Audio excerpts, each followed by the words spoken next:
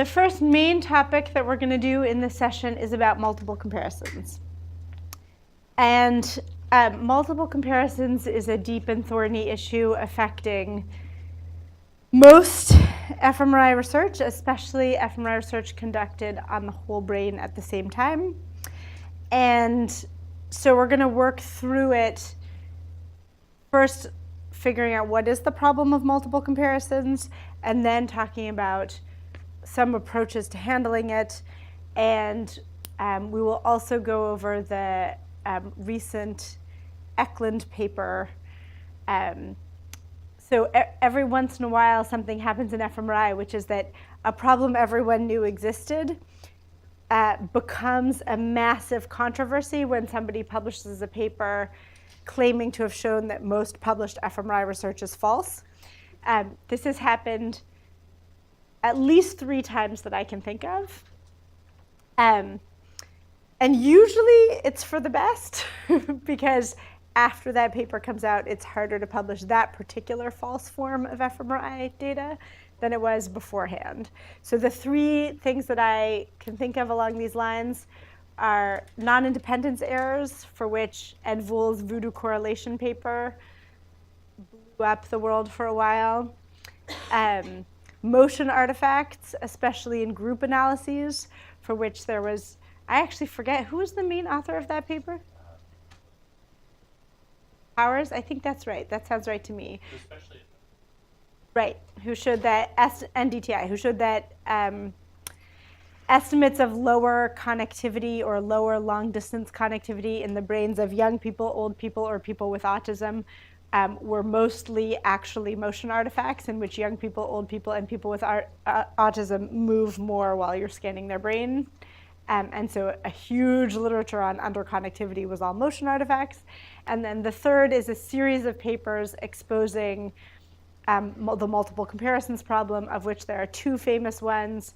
The most famous one is the dead fish experiment, and the second most famous one is the Ecklund experiment, which is the more useful but perhaps less photogenic paper.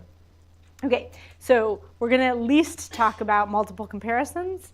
If anybody wants to talk about voodoo correlations or motion artifacts and resting state data, we may or may not get time for that in this boot camp, but you should know those things are out there. Oh, and reverse inference, that's another standard problem. Okay, today, for now, multiple comparisons. Okay, so I'm going to work this whole example in the case of a univariate contrast. So absolutely everything we're going to talk about as the example, we're going to imagine that the question is, do you respond more to condition A than condition B, which we could imagine as faces versus objects, or nouns versus verbs, or moving things versus stationary things, or anything you want to imagine.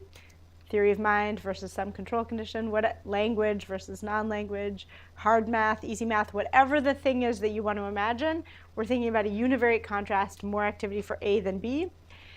Similar considerations apply to classification analysis, but I'm going to talk about it in the context of contrasts. Okay. So if we imagine we have one brain region of interest, we already know which one it is, we've solved the problem of where it is, it's the amygdala or the FFA, and we want to know whether it responds more to faces than houses. Right? So then we take the response in those voxels in each person, right, to each of those 2 conditions. We get the average across people, get the standard error across people, right, the standard error of the mean. That's our confidence of what that population mean is across people. We can do a t-test on the average difference greater than relative to the between subjects variability, right? So if you ask how big is this difference in each person, on average, relative to the variability in how big it is, that's what you're asking with respect to a t-test. And if you wanted to say, I have discovered that diffusiform face area responds more to faces than houses, then what you could say in this analysis, assuming these data were independent, is I did one statistical test, right? So this difference gets a t-value, and then we can convert that into the probability of a t-value of this size being drawn from a sample in which there is no difference between faces and houses, right? The probability of that is small, right? So the probability of a t-value this big is small under the null hypothesis that there is no difference, and therefore we infer and argue in our papers there probably is a difference, right? This is this weird reverse logic of null hypothesis testing that hopefully you guys have all seen elsewhere, right? That what we actually measure is the probability of this statistic under the null hypothesis, and from that make an argument about if the null hypothesis is not true, what do we know? Right? That null hypothesis is unlikely. Or rather, if these data are unlikely given the null hypothesis, then what? Right? It's a slightly convoluted logic, but that's what frequentist statistic measures. Okay, that's if we do one test. Now the question is, that's fine if we knew exactly where we were interested in looking. But what if the question is there a voxel in the brain where the response to faces is greater than the responses to houses? So in order to ask that question, right, at each voxel, I have the value of the con for each subject, right, the value of the difference. But each voxel, I have the difference between the response to faces and response to houses. And so I can again ask, okay, convert that into a t. So tell me, how big is that difference on average relative to the variability across subjects? Fine, that's no problem. So from my average con map, I can produce an average t map across subjects. So when we were talking about this yesterday, I said this is often called a first level analysis. This is often called a second level analysis, where you take data from multiple participants and combine them.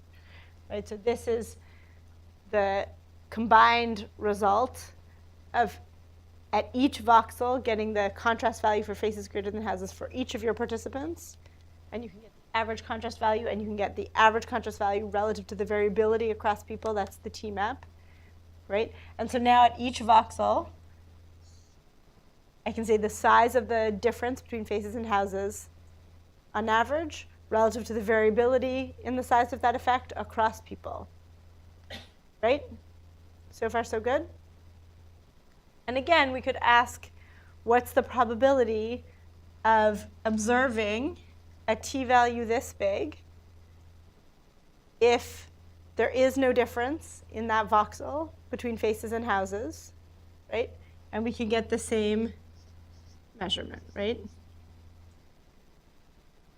In this voxel, the difference relative to the variability, right? There's a t-value, and we can ask what's the probability of observing that t-value drawn from the null hypothesis. This time we did the test once, right?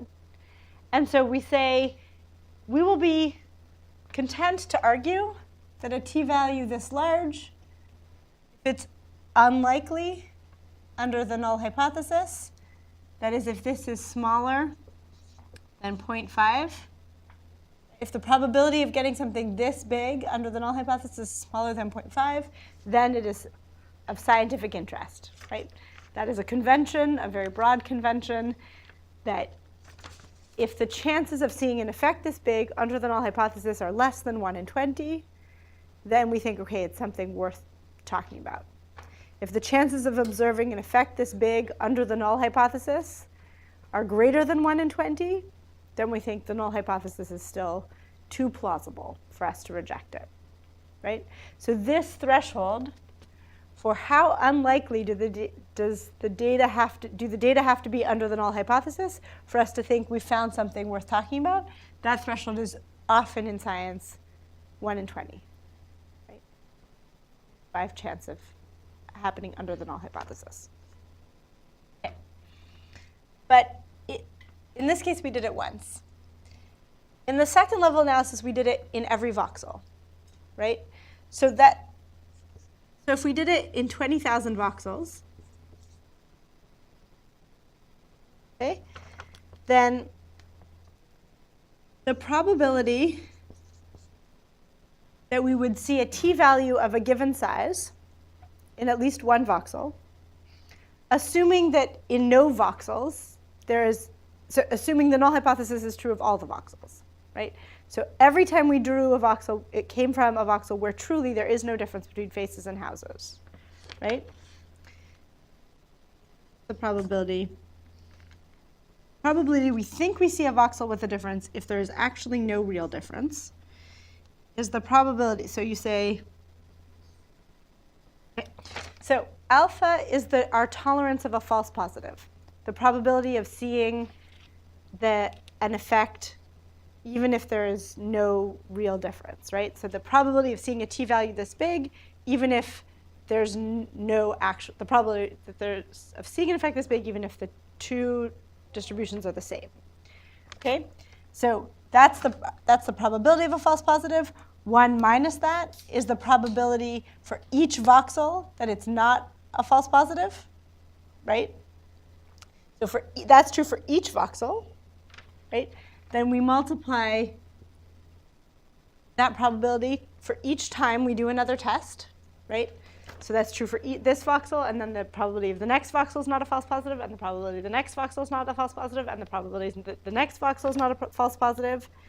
So this is the number of independent tests we do. Okay, so this is now the probability that each one is not a false positive. So the probability of seeing an effect this big, if there is no difference, is 1 minus the probability that each one is not a false positive. Two negations in here, so it's hard to follow. Okay, so we're going to say for each voxel, this is the probability that it's not a false positive. So the set of these is the probability that all of them are not a false positive. And then the 1 minus that is the probability that there is a false positive. Right? Okay, so we can work this out. If this alpha is 0.5,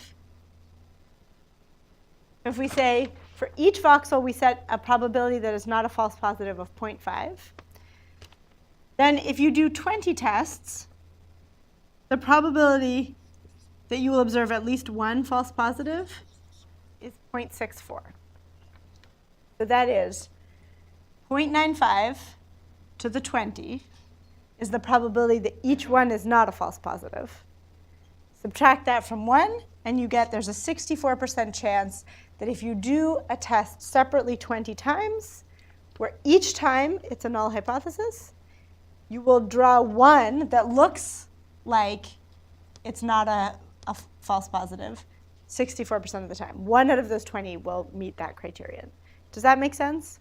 So some people have the intuition, if you say, I want to control the possibility, I want to call something real if there's a 1 in 20 chance it was generated under the null hypothesis, that means if you do it 20 times, you'll have a 100% chance of detecting it. That's obviously not true, right? It's because each one is independent.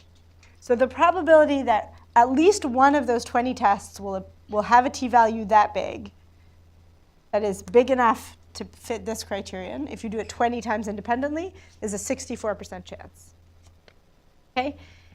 If you do it 200 times, does anybody want to guess what the probability that at least one of them will be that big? That at least one t-value out of the 200 will be bigger than the number that would meet alpha of 0.5 for a single test? 98 is closer. It's 99. Okay, so if you do 200 independent tests, the probability that 200 independent t-tests on null data, the probability that one of them will have a t-value big enough to meet the threshold of alpha 0.05 for a single test is 99. Okay, so what this teaches us is that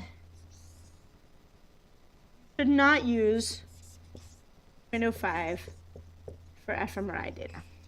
So that is, we don't want to know, out of these 20,000 voxels, whether any one of them shows a t-value big enough that there's a less than 1 in 20 chance of getting a t-value that big by chance, because we're doing 20,000 tests.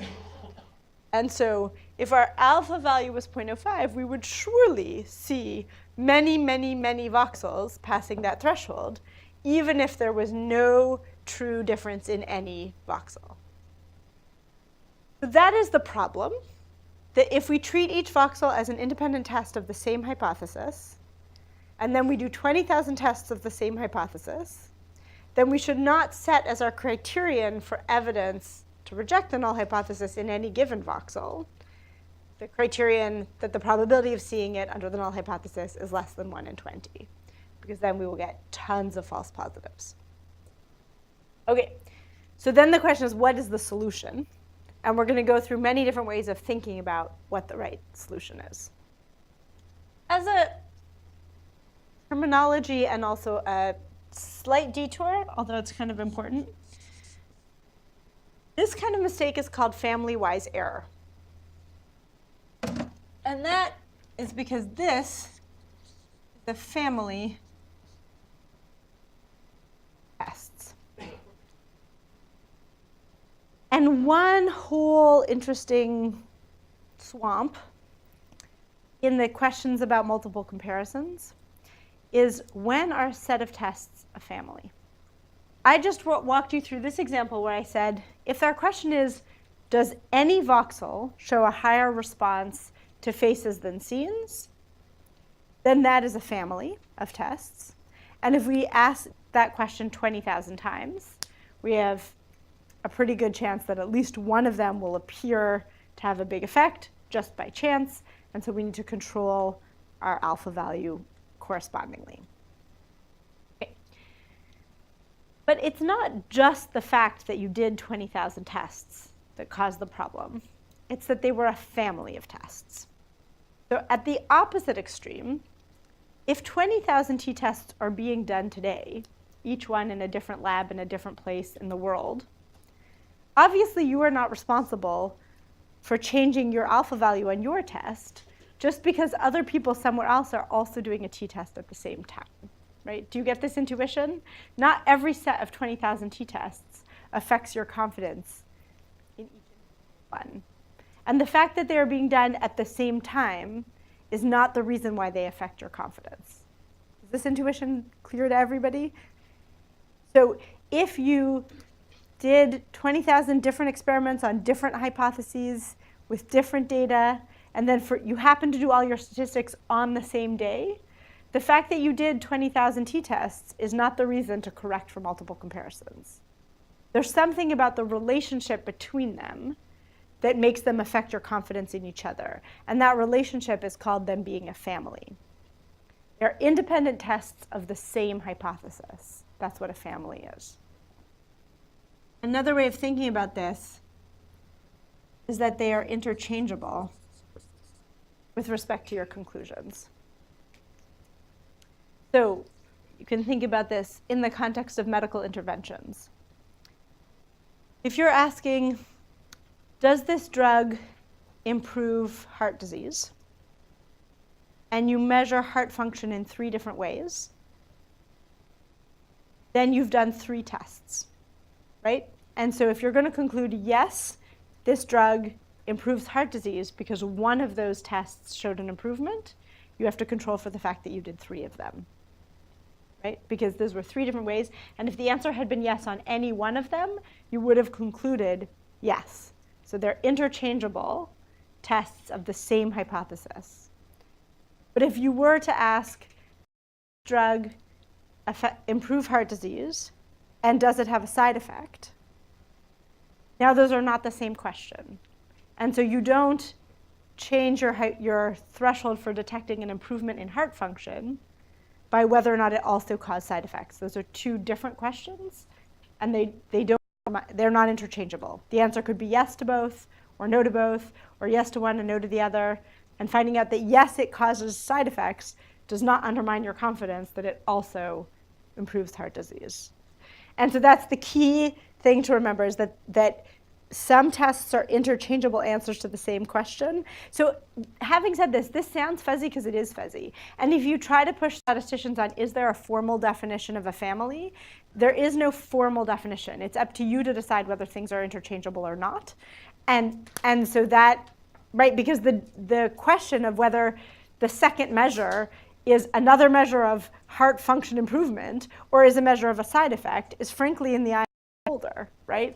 There's nothing statistical that tells you that it's a side effect as opposed to another measure of heart disease improvement.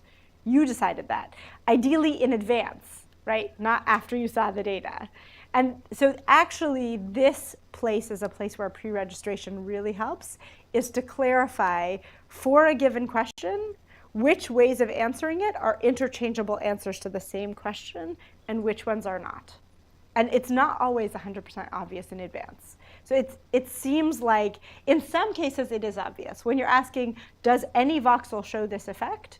If the answer, yes, would be the same answer regardless of where the voxel is, then that is a family of tests. But there's a bunch of other cases where you can do things where it's not obviously clear. We talked about this where you're doing a hierarchy of analysis, where you want to say, does any region differentiate faces than houses? If it does it also differentiate male from female faces? And so there the question is, when you test male from female faces, do you have to test it in all the same regions where you tested faces versus houses? And I think there the answer is not, because of the contingency. And so the number of tests you did at the second step is actually the smaller number. It's the number of regions that passed the first criterion. And so if you think that way as a stepwise thing, then you get a less stringent criterion because you do fewer tests at the second step. If you don't think about it that way, if you say, we're going to test in all regions, first do you distinguish faces from houses, and second, do you distinguish male from female faces, then you do both of those tests in all regions. You have to correct for all the regions, because the answer, yes, is interchangeable across all the regions where you test it.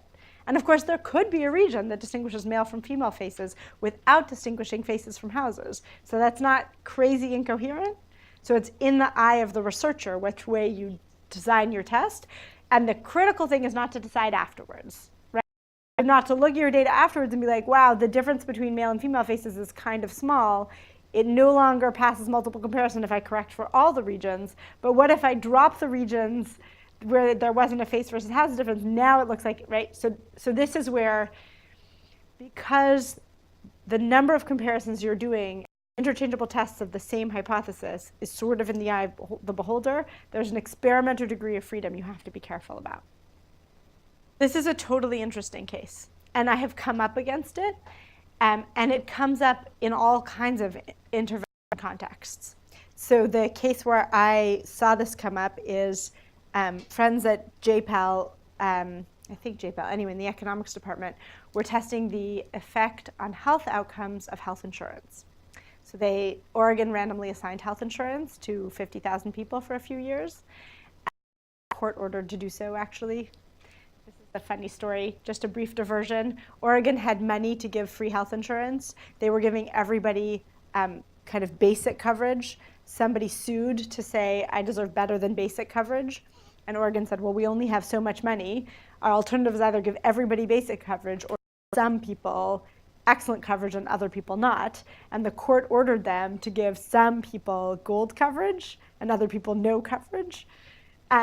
Anyway, so that's what they did for a while. So there was a lottery for, you could sign up and you would be lotteried to either receive really good health coverage or no coverage at all for free from Oregon for a few years. And then I think they got more money and everybody who wanted it got coverage or something. I don't remember what happened. But there were a few years there where lots of people signed up and only some of them were randomly assigned to receive really high quality health insurance, and the other people still had whatever they had before. Okay, so researchers wanted to know, are there any health consequences of having really good health insurance? But they knew they were only going to have a couple years of data. And the point of health insurance is to have long-term effects, so they suspected the effects might be small and hard to observe, but they measured everything. They measured how many visits to the doctor, and how many vaccines you got, and what your blood pressure was, and what your BMI was, and everything they could think of. So they had gazillions of outcome measures. And now they have the potential to do a gazillion tests, right? The people who had the health insurance versus the people who didn't on each of these different dependent measures. And those are interchangeable hypotheses, right? Did health insurance improve a health outcome? Those are interchangeable hypotheses. And so they knew they had a multiple comparisons problem. And if the answer could have been slightly yes for each one of them, but then you might have corrected for all of those comparisons and found no effect anywhere, even though there was a small effect on each measure. And so in advance, they had to think about this possibility. And what they decided in advance was the multiple comparisons problem was huge. And so what they were going to do was create a small number of composite measures, where you combine sets of measures you think are related. Because truly, not everything is independent, right? Like the number of vaccines you got and the number of visits you made to the doctor and the amount you spent on copays, those are probably not independent. And whether you exercised and what your BMI is and your cardiovascular health, those are probably not independent. And so rather than doing, whatever it was, 500 independent tests, they thought in advance, what do we think are the related variables? And they created a small number of composites. And then they did a small number of tests, knowing that if there were effects on only one of those measures inside a composite, they might not see it. And exactly how thinking in advance about the structure of your tests, what are independent tests and what are not, change the way you test your hypothesis. So they pre-registered a small number of confirmatory tests with a known correction for false positives on the composite measures, and then allowed for the possibility that they would do exploratory tests on all the measures, but because they would not be able to correct for all those comparisons, they wouldn't know much about any exploratory result that they got, whereas they could be more confident about the composite measures. And that intuition, that instead of thinking of each test as independent, we need to think about the composites. What are the related variables where we expect the same effect to operate across a set of variables, so that we should treat them not as independent tests, but as converging evidence of the same hypothesis. That's exactly where we're going in fMRI data as well, because fMRI data has exactly the same structure, that actually we didn't do 20,000 independent tests. But sets of results are convergent evidence for the same underlying cause.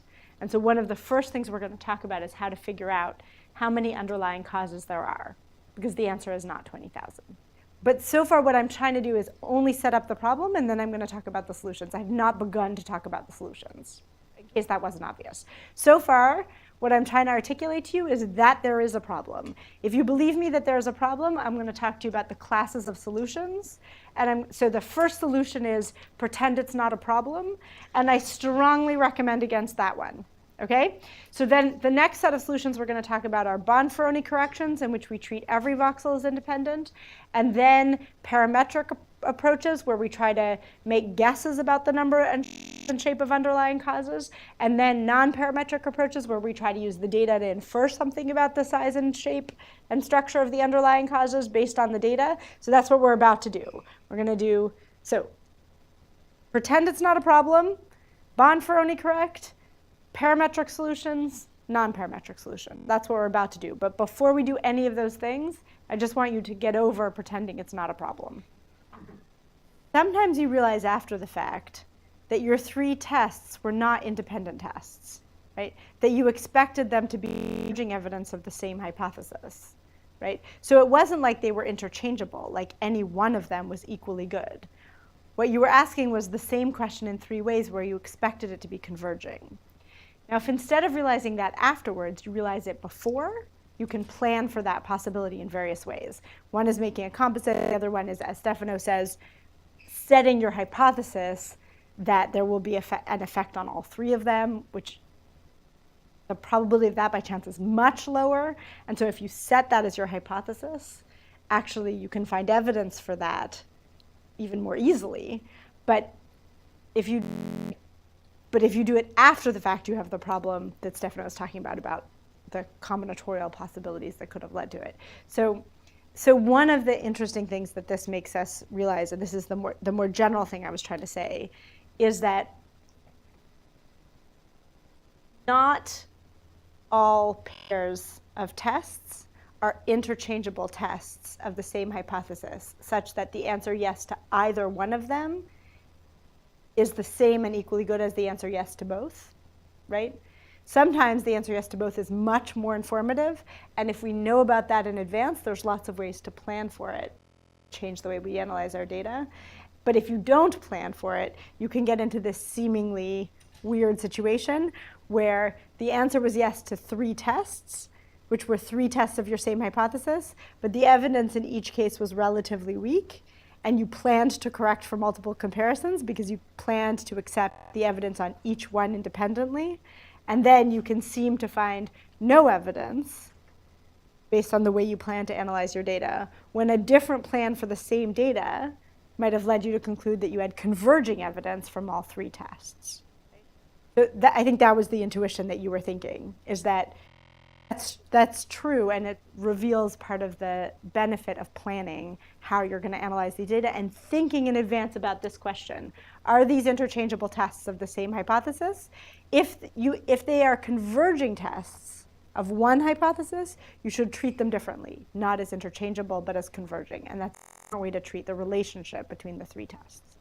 Creating a composite measure is one way to do that. Right, so if, of course, we had a many labs project, and somebody assigned 20 different labs to do the same experiment, then our end confidence in the result of the experiment is not whether any lab found the effect, right? Which is the equivalent of the fMRI thing, right?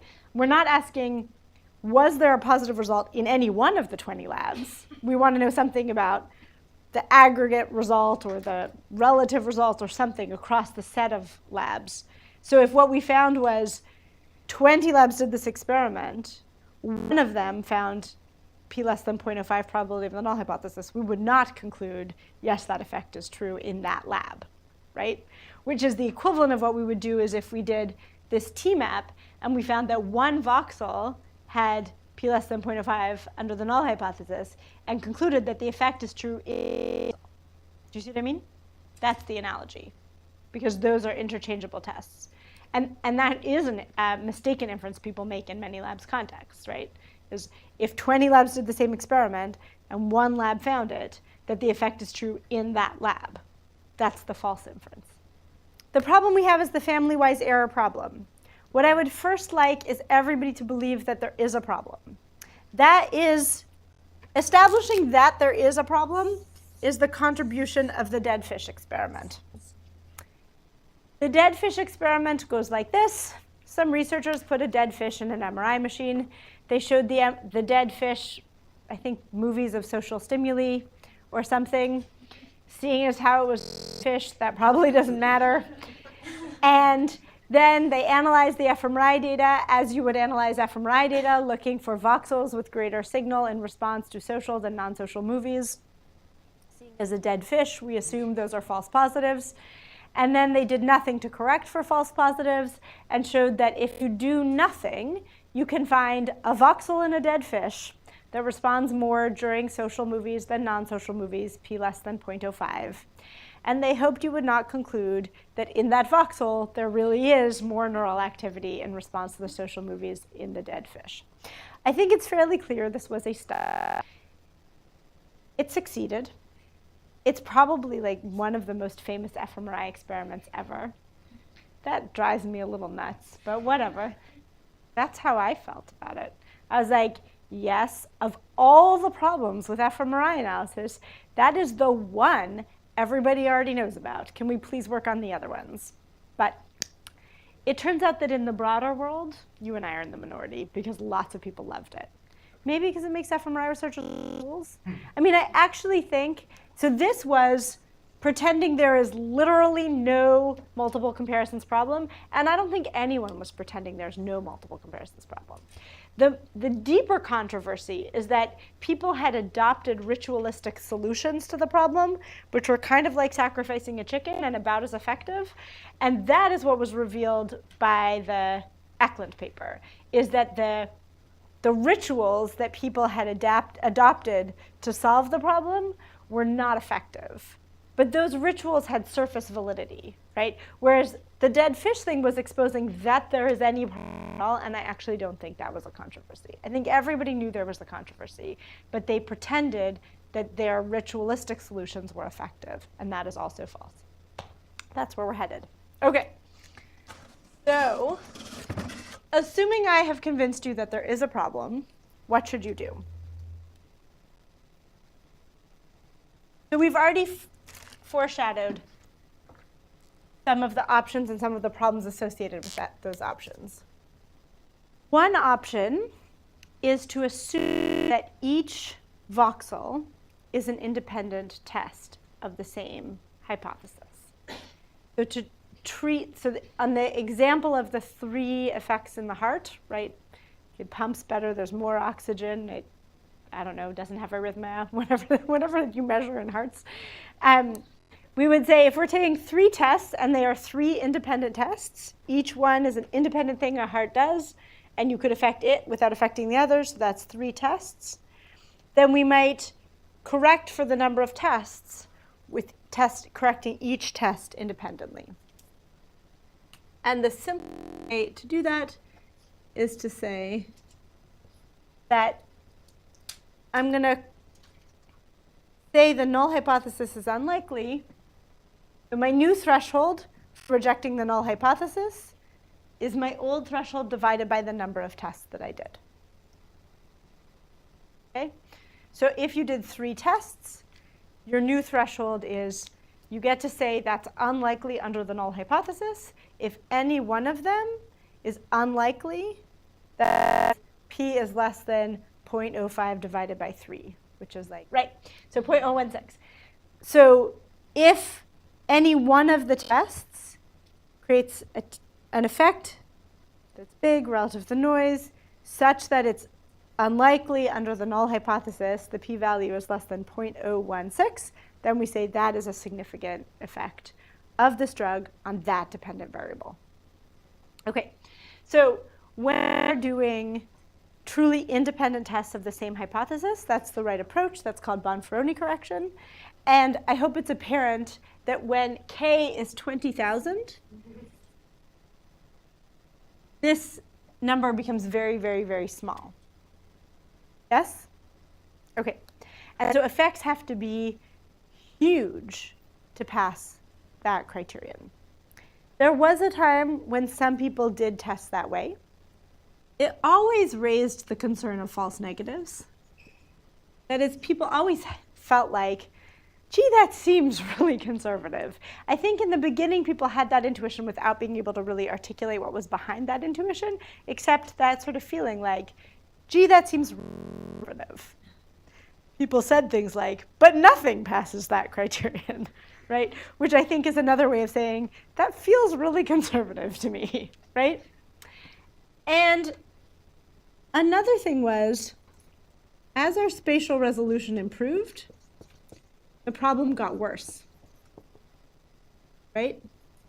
Because if you think, right, you originally have, right, some spatial resolution on the brain, right? As your spatial resolution improves, that is, you measure the same region of the brain with smaller voxels, suddenly you're doing a heck of a lot more tests, right?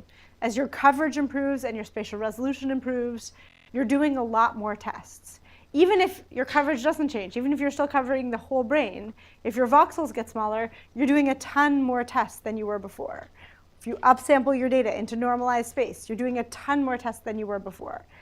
And people started to feel like, to recognize the problem there, right?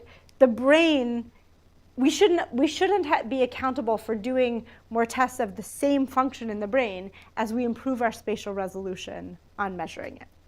Okay, so that was an inchoate intuition for many people, but what it actually is about is this idea that I was talking to you about, Heather, that actually voxels are not independent tests, right? There's an underlying causal structure in the brain. There's an underlying set of causes, brain regions with functions. And the space of causes, right, the latent structure, is the number of independent things in the world. And we're doing redundant tests or converging tests, right? Converging is the more positive sounding word. Redundant is the more negative sounding word. They mean the same thing, right? These are redundant or converging of the same underlying data, right? The blood oxygenation in the same underlying patch of cortex. And so in order to think about, okay, so what's K? How many independent sources of variability did we really measure? Now there's a question, right? It's not just the number of voxels that we had. There's a question about the underlying data. Side note for the experts, just in brief, there's more independent variation between voxels when you measure them because of scanner noise. And this is part of why people recommended smoothing. Because if you smooth the independent noise in the voxels in the scanner, the variability in your data should get closer to the latent structure and the variability in the brain. Independence that you estimate in your data will be more like the number of independent latent measurements than like the number of independent voxels. Whereas before you smooth, there will appear to be more independence between your voxels than there is in the brain because there's some independence from the scanner. Part of why people recommended smoothing. I'm not going to talk about smoothing today for anyone who doesn't know what that is, but for anyone who does know what it is, I'm just highlighting. I'm going to note here what actually happened as a matter of sociological fact is that people who knew there was something wrong with Bonferroni correction but didn't know what to do about it picked numbers out of a hat for how to handle their data, the most common of which was p less than 0.001. Okay? So they said, we know that p less than 0.05 is not the right answer. That p less than 0.05 divided by 20,000 is not the right answer. So it's something in between those two, which is true. And then they said, what should it be? How about p less than 0.001? Or if that doesn't reveal any voxels, then p less than 0.01. I'm kidding. This is actually how a lot of fMRI papers were published. Plus cluster thresholds, which we'll come back to in just 1 minute. There's tons of papers that say, we found something at one of these two thresholds. And part of what always suspected that was sort of an arbitrary choice of a number between 0.05 and 0.05 divided by 20,000. And then it turns out that that is a systematically bad set of choices, especially 0.01 is a systematically bad set of choices in which tons of false positives were published. So that happened, and people spent a lot of time writing papers like that. Okay, but there were always and will always be better options. So the parametric option, in most cases, says we're going to try to estimate the underlying number of independent causes in the data, assuming that those independent underlying causes have a certain statistical form. Okay? And so we'll use the structure of the data and some assumptions about the process that generated them to try to figure out what the right number of families is to correct for. So in SPM, which I know best, SPM called this the Familywize error. So if you click in SPM on Familywize error, it is doing parametric Familywize error based on a bunch of assumptions in random field theory about what the structure of the underlying causes in your data are likely to be. Okay, and so that, and you could do this voxel-wise, which is exactly what we've been talking about, which is for each voxel, how big does the effect have to be in order to be unlikely under the null hypothesis? Right, depending on a bunch of assumptions. But another thing that they offered, I'm trying to think of the order in which to say this, but so I possibly am saying this in the wrong order, and I'm going to come back to voxel-wise. So remember, the intuition is that sets of voxels are measuring the same underlying cause, right? And so they are converging or redundant evidence for the same underlying cause. And when there is a real signal causing that measured effect, then a bunch of voxels that are all estimating that real effect should all have a correlated magnitude.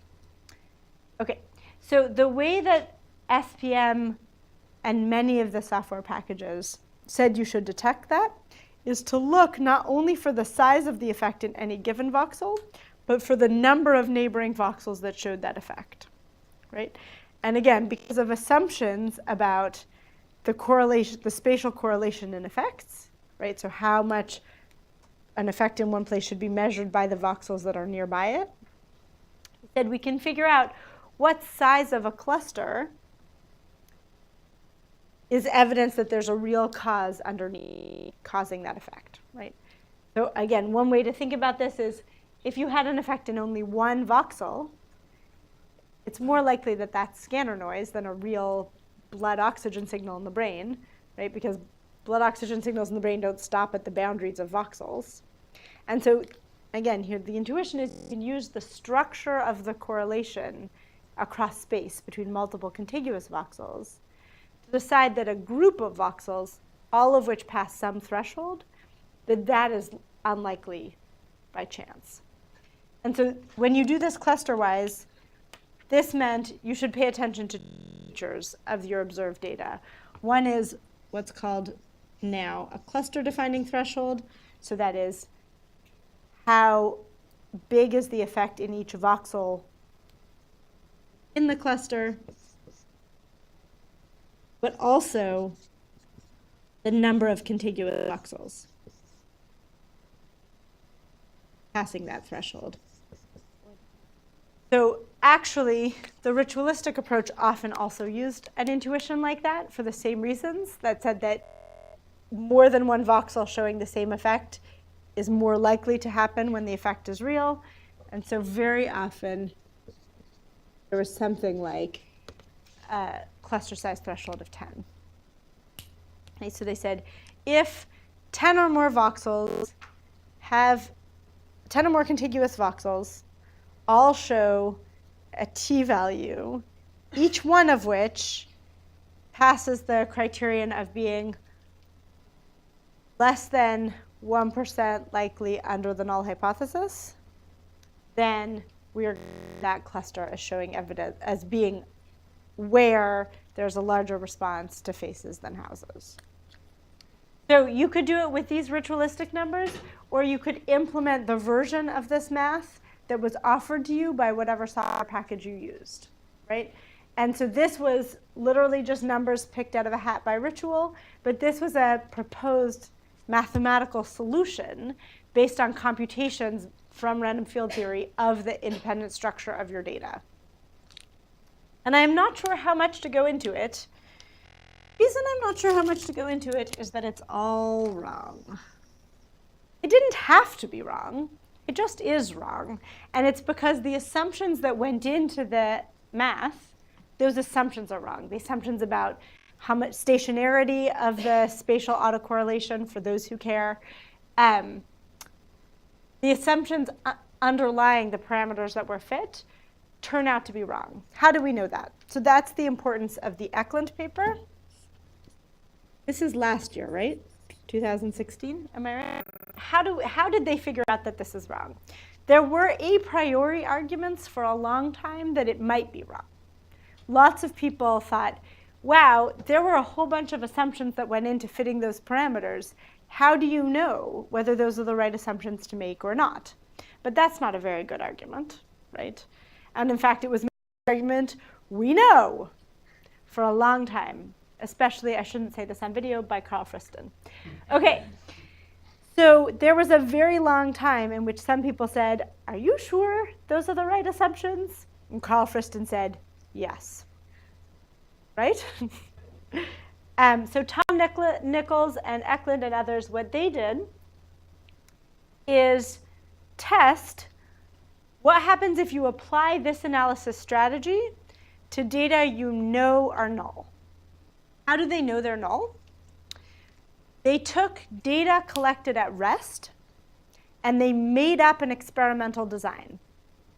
They made up, I think, 20 different experimental designs. So for each resting state data set, analyzing it with 20 different pretend experiments. And they took from a big sample of 500 resting state data sets of 20, pretended they came from an experiment, and analyzed them. Now, since the person actually did not see the stimuli at those times, it is very likely, unlikely as a dead fish, that they will have differential activity in some voxel to those conditions which they did not see. Is this clear? If you don't see the stimuli at those times, you cannot respond systematically to them. Yes? And 20 people cannot on average respond systematically to them either. 20 people who didn't see them, right? So since all the people didn't see any of the experiments, all of the data are truly drawn from the null hypothesis with respect to all of the experiments. And then they did the analysis 1,000 times, okay? And if your procedures for correcting for multiple comparisons are correct, the probability of seeing a cluster in those data should be 1 in 20. Because this is what the thing we're doing is trying to figure out how to fix alpha so that the true probability of a false positive is 1 in 20.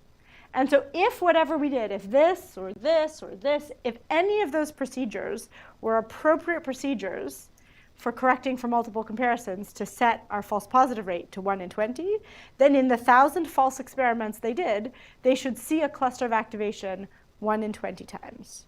So using what are relatively standard procedures in SPM or the sacrificing chicken stuff or whatever, the number of sets in which they saw clusters, or what by the procedures lights would be counted as a significant result, was between 60 to 90%, right?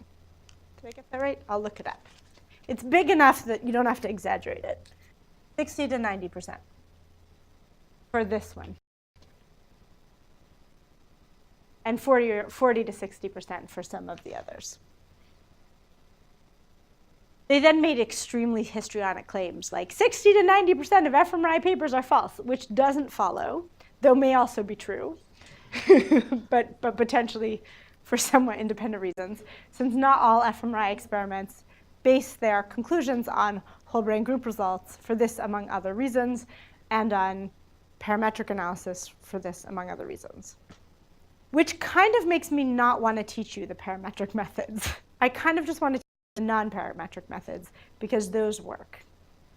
Although this one, there was the false positive rate on just the voxel-wise one was pretty high, but it got much higher when you did it cluster-wise. But it's true that in this paper, the truly egregious stuff came from the assumption of cluster sizes. I don't see any reason to use parametric correction when you can use non-parametric correction. But I would rather be conservative than, like, I don't care whether my false positive rate is exactly 0.05. If it's 0.03, that's fine by me. If it's 0.5, that's not fine by me, right? So I'm both prepared to be slightly conservative and more worried about this because it's egregiously wrong than because it's slightly wrong. Yes, I have certainly in the last year, when somebody wrote a paper that had cluster-corrected results, especially at 0.01, I have said, among other things, this method of correcting for multiple comparisons has been shown to be invalid. Yes, very biggest problem, and this is what Stefano is saying, is when people used a very lenient cluster-defining threshold. That is, they counted it as evidence if each voxel showed a very small effect and relied heavily on the number of contiguous voxels. That's where things went totally off the rails. And that's because the underlying assumptions about smoothness in the data, that is, how far away similar effects were likely to occur and how similar that was likely to be across the brain, those assumptions were even more wrong than any of the other assumptions. And so lots of the problems in this overall paper come from using lenient voxel-wise thresholds and relying on cluster-wise thresholds to compensate. So say you wanted to know what the probability was of a voxel with an effect size that big appearing in your data under the null hypothesis of no effect. One way to estimate that is to take your contrast images from your actual data, these ones, right, the ones that made up your analysis, the ones that you averaged together to estimate your effect size. Okay? So we have all the contrast images. In these data, we think there are real significant effects that are consistent across people, right? Because in all of these images, it's faces minus houses. So there should be voxels where across people, that voxel shows the same effect of faces minus houses. Now imagine we multiply that by either a 1 or a negative 1 for each image. So that on average, we multiply half of them by negative 1. Now imagine a voxel where the true distribution of the contrast value was positive. Right? That is, for real, most people have a positive value in that voxel. If you take this and you multiply a random half of them, or a random set of them, by minus 1, on average, the distribution you're going to get has to have this clear, because you take, on average, half of those numbers and flip them to the other side. That has to, on average, have a mean of 0. Not each time it doesn't, but if you do it enough times, it does. And so a way of taking a data set with a real effect and turning it into a data set with, on average, no real effect is to multiple times iteratively, randomly flip some of the numbers to their around 0. Multiply them by negative 1.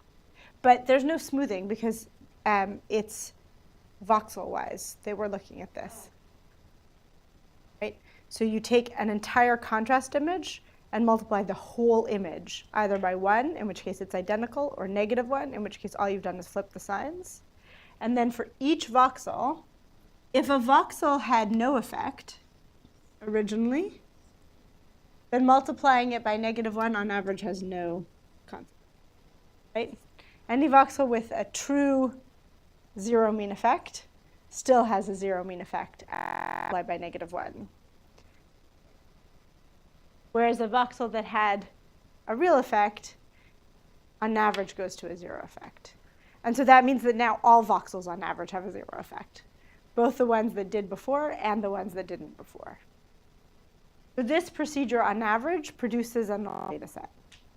But everything else about your data are the same because the spatial structure of each image is the same as it was before. So any spatial correlations between voxels are preserved. Any dependencies are preserved in the spatial image of each image. What you've changed is the across-subject mean of every voxel. Each image is essentially the same. It's just a mirror reverse of itself. So each image, you haven't altered any of the statistical structure of it, but you've altered the relationship in the population from one person to another by setting that to mean 0. This is different people. So you take all the people in your sample, and you take a random subset of them, multiply them by negative 1, right? And then each time you do that, take a different, randomly, it doesn't have to be different. You take a random subset of the people in your set, and you multiply them by negative 1. Eventually, the average value in each voxel, the mean value is 0. But the structure of each image is never affected. Right? OK, so if you do that, and then each time produce a T-map, this resulting set. Now you have 1,000 T-maps of your data, where in each map you have the size of the T-value. Now remember, on average, that value in every voxel has to be 0. But in each sample, it's not going to be 0, right? Sometimes you will take a voxel that had no effect, and randomly sample all the people with negative results and flip them to the positive, you spuriously create a really big positive effect. Sometimes you'll do the opposite. You'll take a voxel with no effect, take all the people on the positive side, and flip them to the negative side, spuriously creating a really negative effect. So although after 1,000 iterations, you should have no effect in any given voxel, in each iteration, you very easily have an effect in some voxels. And any spatial correlation in those effects will be preserved at each iteration because you preserve the spatial structure of each image. If when you flipped this image, if they had a very negative activation right here and you turned it positive, that whole shape of that activation will all be positive together. Is this intuition working for people? So the spatial structure with each image is preserved, but the relationship across subjects. So in these 1,000 iterations, you can look, so from each iteration, you created a T-map. And then you can say, OK, in one iteration, somewhere in the brain is the maximum T-value in this whole brain analysis, right? Is that clear? This map from one iteration of this has a maximum T-value somewhere. Let's say it's here. Okay? This is one iteration of this process. So we took all the con values, we multiplied some of them by -1. Then in every voxel of the brain, we computed a T-value. Somewhere in the brain is the maximum T-value in this iteration of this shuffled analysis, right? And we can say, OK, for whatever it is, what is it? No matter where it is, what is that T-value, the maximum T-value? And the answer to that is some number. Like, let's say it's, I don't know, 4. OK? So that's iteration 1. Now we do it again. Iteration 2. Pick some random vector of 1s and -1s, multiply the con images, create a T-map. Somewhere in the brain is the max T-value. This time it's 3. And we're going to do that 1,000 times. So we get a histogram of the maximum T-values that we observed in all of those iterations. Yes, so we're controlling for one direction of a contrast. OK. That factor of 2 is not going to make much of it. OK, so over 1,000 iterations of data where they are drawn from the null hypothesis on average, we measure empirically the highest T-value in each one of those images, right?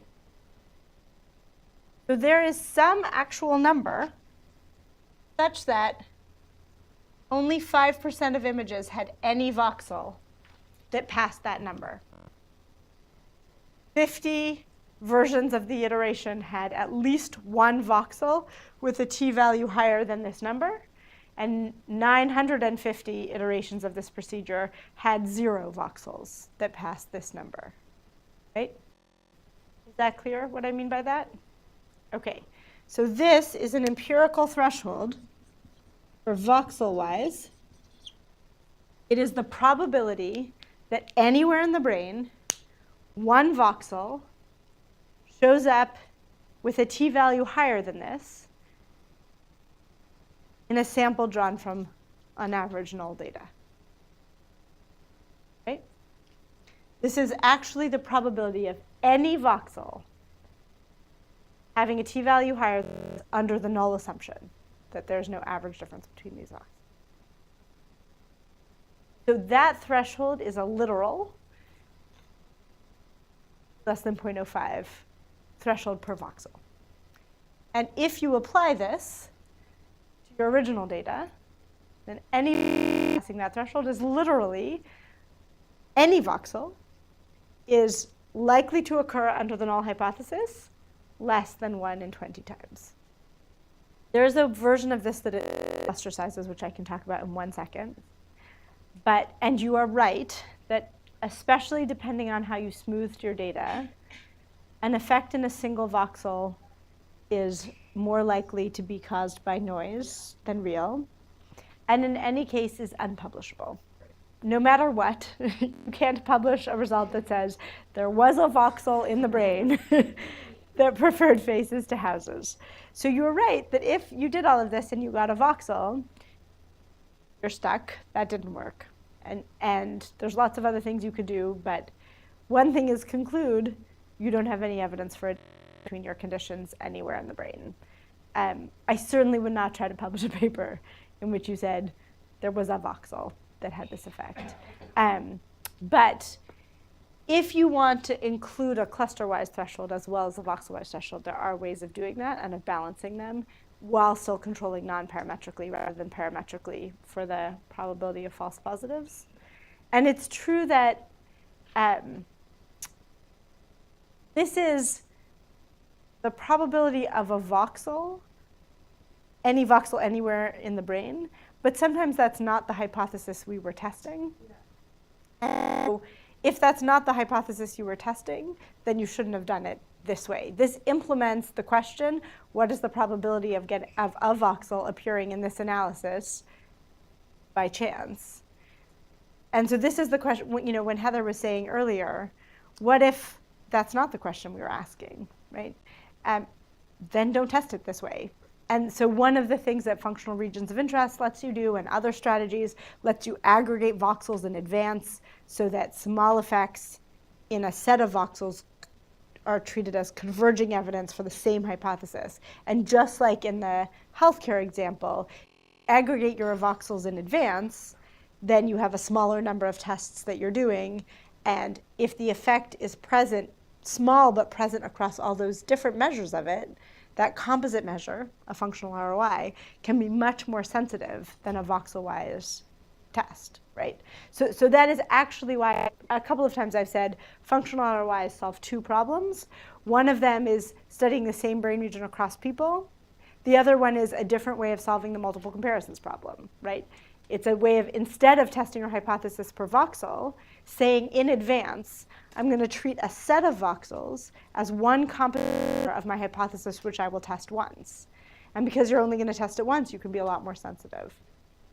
It's much trickier to apply in first-level analysis than in second-level analysis, right? This assumption that you can flip the sign works when each image that you put into it is totally independent. Shuffling the labels on fMRI data doesn't work the same way because individual trials of fMRI data are not independent the way contrast images are. And so flipping them -1 doesn't create a null distribution in the same way. So one of the things people talked about for a while is that this applies to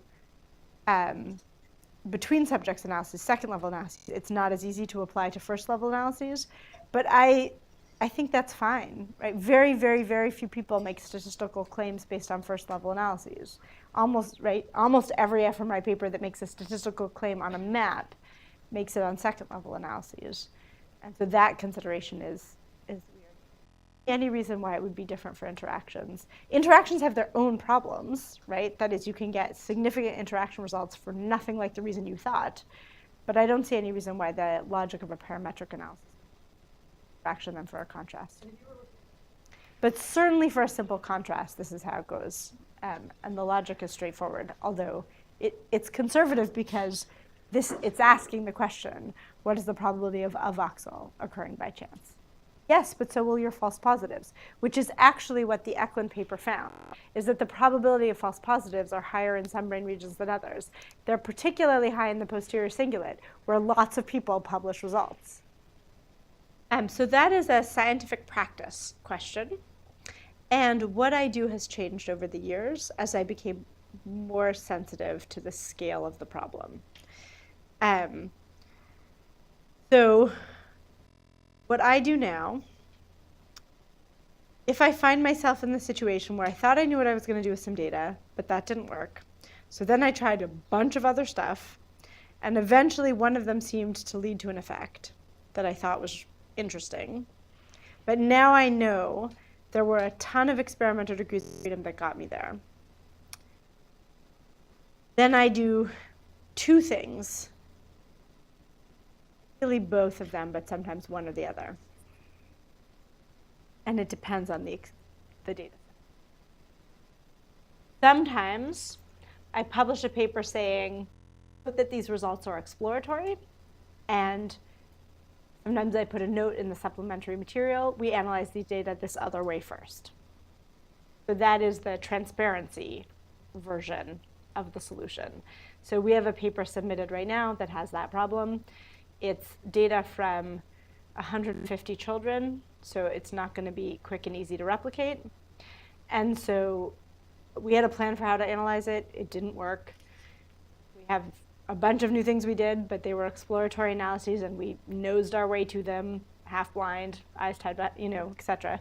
And so the paper says these are exploratory analyses in the introduction and in the discussion. And there it is. They are exploratory analyses. Yeah, Dorot's paper, the same thing. It says in the paper, some of this is exploratory analyses. It involved a change in the feature selection from what we originally intended to what we eventually did. And the supplementary materials has a section saying, we did this other feature selection method first. Here's what happened. Here's why we decided to switch. That's one thing I do. The other thing I do, which is ideal, and again, both Hillary and Dorrit have done this, is say, okay, now that we came to that set of analyses, is there an independent data set in which we can do that now that we fixed all the experimental degrees of freedom? Sometimes that means running a new experiment, which can be quite painful. Sometimes it means finding old data in the lab that implemented something similar enough that after we've set all the parameters in one version, we can then apply them the second version now fixed. And so I think that versions of both of those will be increasingly common. The former is the minimum, right? If you're doing genuinely exploratory analyses, the minimum is that you say so. So I think from now on, the minimum is, if you're doing exploratory analyses, say so. The better thing is, separate your data. You can explore some of it and test confirmatory analyses in separate sets somehow. And so, again, both Dora and Hillary learned this lesson by exploring some data for a while first, and then started to be very careful about, wait, I'm going to have a ton of choices in my real data. What data can I use to set the parameters of the analysis on? I actually think you can't in classification for the same reason. I think that's wrong, because you can't. I think you can't in univariate analyses because of the non-independence of consecutive trials, and shuffling labels is not equivalent. So if you have a design where you carefully counterbalanced so that the betas are separable, and then you shuffle them to make the betas not separable, you actually don't have a null distribution in the shuffled data compared to the actual betas that you estimated. This is the problem that I was briefly referring to, which is why shuffling permutations by shuffling labels is not trivial for first-level analysis in fMRI. And for the same reason, I don't think you should shuffle the labels of the trials. Maybe the labels of the betas, but not the labels of the trials. Okay.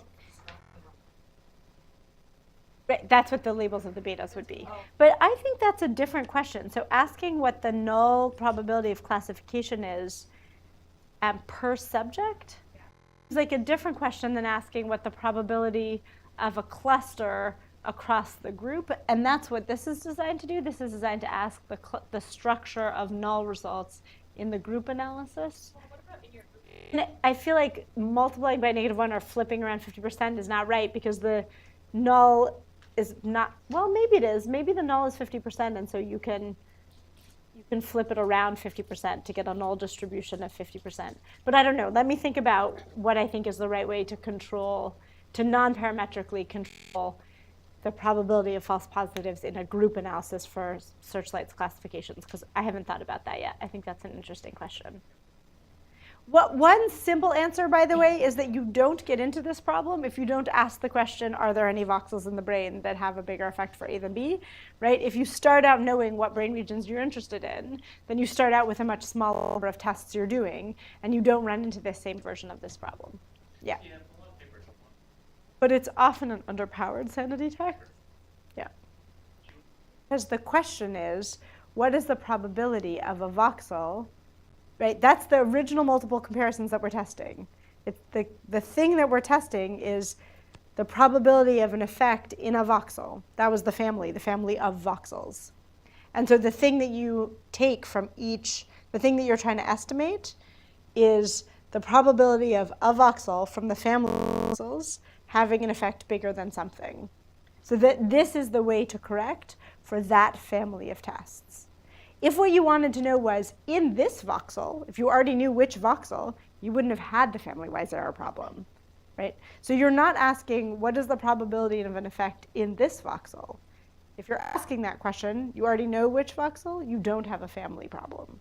You only have a family problem if the voxels are interchangeable. And this is the answer to the question, what is the probability of any voxel having an effect this big under the null hypothesis?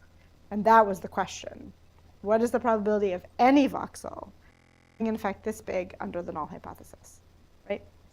This is part of where corrections for multiple comparisons are unintuitive to people, because although they knew that in some sense they were doing multiple comparisons, they hadn't thought about what were the multiple comparisons that they were doing. Do you know what I mean? And once you start to ask, what was the set of comparisons I was doing? What were the interchangeable tests? If I say the interchangeable tests were the voxels, and you say no, they weren't, well, okay, then let's design a different analysis, right? This is a solution to the problem. Your question was, is there a voxel that shows the faces greater than houses? And you see some effect in each voxel, and you want to know what's the probability for each of those voxels of a voxel showing an effect that big, given this family of tests and the null hypothesis. What Day is saying is that sometimes people show the results of a whole brain analysis at different thresholds. And I think there's both valid and invalid reasons for doing so. So a valid reason for doing so is that sometimes you want to claim that I found activity in region X and nowhere else. Your confidence in the positive claim is related to having an appropriately conservative alpha value, right? That is, that you want to assert that this cluster of voxels, or this voxel, that it was very unlikely that you would see a voxel with an effect that big under the null hypothesis. And so setting your alpha threshold correctly is necessary to make that positive claim. But in order to make the negative claim, that effect wasn't anywhere else, sometimes you want to show that it's not that there were effects almost as big that barely met that threshold in other places. This is like a poor man's interaction test, right? For a region by function interaction. If you want to show that the effect, where you've said there was an effect, you have confidence there was an effect, but also that where you said there wasn't an effect, that's not just because you use such a conservative threshold. Then sometimes what people will do is show the result at a conservative threshold for the positive claim and at a lenient threshold for the negative claim, in order to say, the effect that I'm saying is there, I have statistical confidence is there, and when I'm saying there was nothing else, what I mean is, even if you lower your threshold to let other stuff in, you still wouldn't see anything else. So that's not the appropriate formal way to test for a region by function interaction, but I think it can be a useful informal way of testing that. You should, if you care that your effect is like in MT but not in V1, you should do a region by function interaction and show that the effect is present in MT, not present in V1, and bigger in MT than in V1. But as a first pass to say, here's the effect and look, it's nowhere else, lowering your threshold for the negative claim I think makes sense. When people lower their threshold for positive claims, then it kind of depends. Often they're informally, so often they're trying to informally do something, just like they are in the negative claim case. They're using the lowered threshold to informally implement something there's a formal way to do. So here's an example. Let's say from prior research, you know this contrast should activate 5 different regions. Lots of people have used this contrast before. We know what the face regions of cortex are. They're the FFA, the OFA, the amygdala, the STS, on both sides, and the MPFC, for example. So we know if you show people emotional faces compared to some control condition, you should activate all those brain regions. And the reason I'm showing you my group map is to show you I replicated everyone else. I'm going to go on to do something else in my experiment, but I give you confidence my basic contrast worked. My localizer worked or whatever. It did activate the regions that other people said. So there, I'm not making a discovery claim about each of those regions. Actually, what I'm trying to do is replicate each of those regions. In some sense, it's not a brain analysis at all, right? I'm trying to replicate results in 5 different regions that other people have said before, and I have a prior hypothesis for each one. So I'm kind of not doing 20,000 independent discovery tests. I'm doing 5 confirmatory tests, kind of. And I expect all of them to be significant, so they're not interchangeable. It's not a family. The question is not, will any one of these 5 regions show an effect? The question is, in each region, do I replicate the effect? This is a key non-family situation, right? Because the question, did I replicate the effect in the FFA, does not in any way interchange with the answer, did I replicate the effect in the STS? Okay, so in that case, you might think, what I actually want to know is, in each region, did I replicate the effect I expected? And the alpha for that should be 0.05 in each region, not affected by the other regions. Does that make sense? And so one way to implement that would be to know where each region is, pull the signal out, and independently display each of those regions. But an informal way to do that is to show the whole brain map and show, look, there's activation, and look, it's in those regions. Now, because the test you're doing is really confirmatory in each one of those regions, not discovery and not voxel-wise, you would be right if you had this instinct that a voxel-wise threshold is too conservative. It is too conservative because it's set for a completely different question than the question you're trying to analyze your data to answer. And so I think people who know that intuitively or formally, that a voxel-wise threshold is not the right way to ask, did I replicate the 5 regions where I expected my main contrast to work? In order to answer that question, show the data at a lenient threshold, because in a sense, for each of those regions, a lenient threshold is appropriate. Does that make sense? So that's, again, a case where showing the data at a lenient threshold is an informal way to do something that is not inappropriate. It would be appropriate to show the result in each of those regions at that lenient threshold. But it can be confusing if you haven't thought about why that was appropriate. Yeah? So that's one way that people use this. Like we saw that in lab meeting last week, right? Somebody said, here's the contrast you guys have used. Here's what my data look like at a lenient threshold. Look, I get all the regions that you would expect me to get. And the purpose of that was this kind of confirmatory testing. In every region that you would expect, I see this activation. Because of the strong prior hypothesis and the fact that they're not interchangeable, that's not, but confusing. So I recommend, rather than publishing data like that, which might confuse people, trying to be clear about what you're doing, right?